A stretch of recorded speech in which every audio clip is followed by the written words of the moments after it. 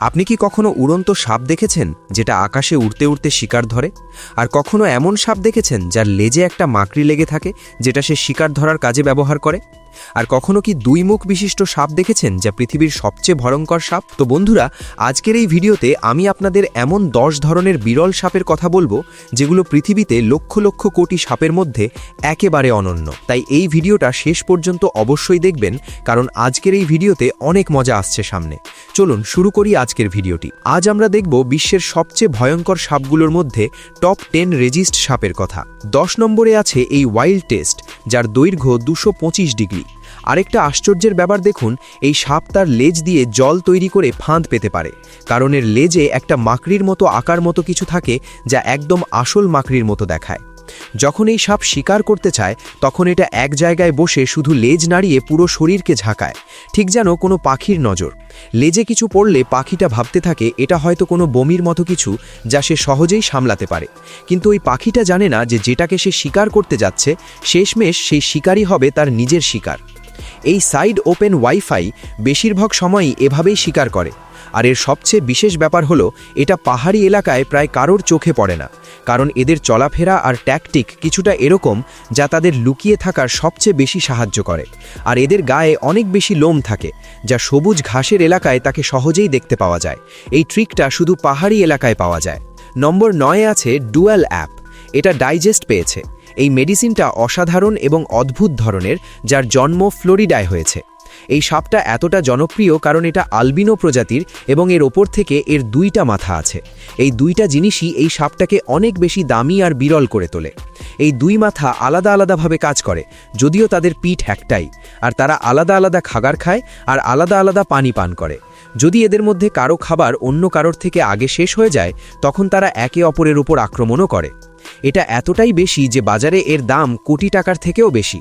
নম্বর 8-এ আছে এই finally big বস, যেখানে বলা হচ্ছে তোমার যদি স্ন্যাক্স ভালো লাগে বা তোমার ড্রাগন পছন্দ বা উভয়ই পছন্দ হয়, তাহলে তৃতীয় ক্যাটেগরিতে পড়লে তোমার জন্য এটা খুব সুন্দর লাগতে পারে, যার দেখতে একদম ড্রাগনের মতো, কিন্তু আসলে এটা আফ্রিকার জঙ্গলে পাওয়া যায়। এখানে আপনি বিভিন্ন র্যান্ট দেখতে পাবেন। এরা বেশিরভাগ ছোট আর ছিপকলিকে তাদের শিকার বানায়। তাছাড়া যদি কেউ এই সাপের কামড়ে আক্রান্ত হয় তাহলে সময় মতো চিকিৎসা না নিলে মানুষের মৃত্যুও হতে পারে, কারণ এই সাপের কামড়ে শরীরের ভেতরে রক্তপাত শুরু হয়ে যায়। এজন্য অনেকেই এই অদ্ভুত সাপের বিষের কারণে মারা গেছেন। নম্বর 7-এ আছে ময়লা গ্যাস লুজ। সাপ তো সবাই অনেক দেখেছেন, কিন্তু আজ আমি যে সাপ সম্পর্কে বলবো হয়তো আপনি আগে কখনো শোনেননি, আগে হয়তো দেখেননি এই সাপটা। এটা এমন একটা সাপ যার লম্বাইও হয় না, ওপরে থেকে দেখলে মনে হয় যেন এটা কোনো শুকনো গাছের পাতা। এই সাপটা পুরো দুনিয়ায় শুধু মাদাগাস্কার দ্বীপেই পাওয়া যায়। মাদাগাস্কার মহাদেশ ভারত মহাসাগরে অবস্থিত আফ্রিকার সবচেয়ে বড় দ্বীপ। এই সাপটাকে মেডিকেল সিলস নিনো নামেও বলা হয়।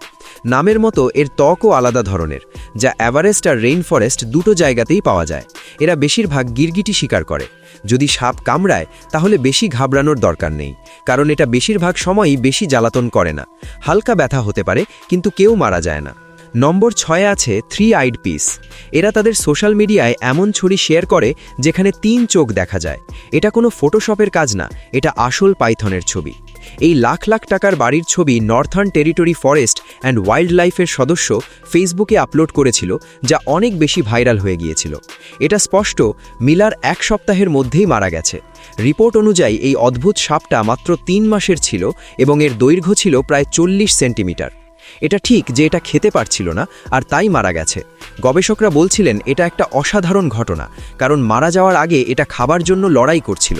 আর এটা আরও অদ্ভুত ছিল যখন এক্স-রে করা হলো তখন দেখা গেল এর কোনো বন্ধু নেই, কিন্তু এক ফাঁকে আর 3টে চোখ ছিল যেগুলো সব কাজ করছিল।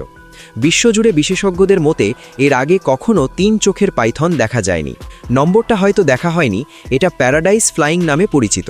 সাপের নাম শুনে আপনি হয়তো অবাক হয়েছেন আর প্রথমেই আপনার মনে আসবে ওড়ে তো না। ওড়ার কথা শুনেই একটু থমকে যাবেন। তবে ওকে আকাশে উড়তে দেখার আগে একটু লক্ষ্য করুন, এরা আসলে আকাশে ওড়ে না, বরং একটা গাছ থেকে আরেকটা গাছে লাফ দেয়। এমনকি অনেক দূরের গাছেও লাফিয়ে চলে, যার কারণে দেখতে হয় যে এটা আকাশে উড়ছে। হয়তো আপনি কখনো এরকম কিছু দেখোনি। সময়কে আকাশে উড়তে দেখেছো? যদি দেখো তাহলে আমাকে নিচে কমেন্ট করে অবশ্যই জানিও।